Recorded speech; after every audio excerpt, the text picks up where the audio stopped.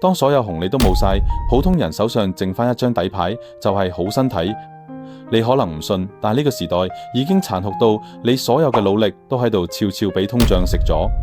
20年前買層樓就可以改變階層，10年前做淘寶就可以年入8萬，5年前做網紅就可以超越公司收入。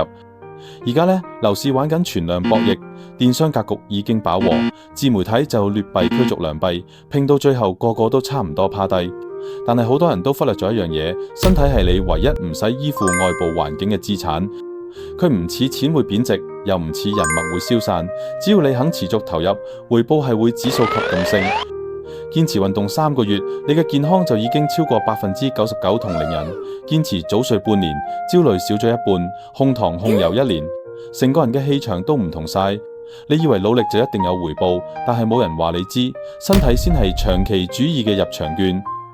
35歲之後，你仲有精力去學新嘢，有膽量去創業，有能力去轉型，甚至俾人炒咗都可以好快調整翻節奏。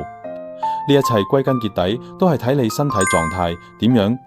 真正聰明嘅人唔係靠邏輯去戰勝情緒，而係靠運動清空啲雜念。跑30分鐘步仲有效過睇10篇雞湯文，因為運動係現代人嘅精神修行，佢令你喺呢個混亂世界入邊保持秩序感。喺不斷變動之中留住份篤定同清醒。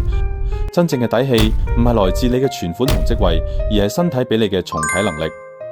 一個強健嘅身體就係最穩陣嘅底牌，佢俾你能量去學新技能，俾你韌性去面對失敗，俾你體力去重啟生活。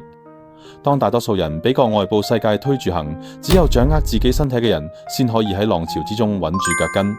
所以從今日開始，少啲刷手機去行下路，少啲熬夜去早啲瞓，少啲叫外賣，自己煮翻餐飯。關注 Jackie， 專注企業家家庭嘅財富同健康雙軌傳承，因為好身體就係你對抗時代唔確定性嘅最後一張王牌。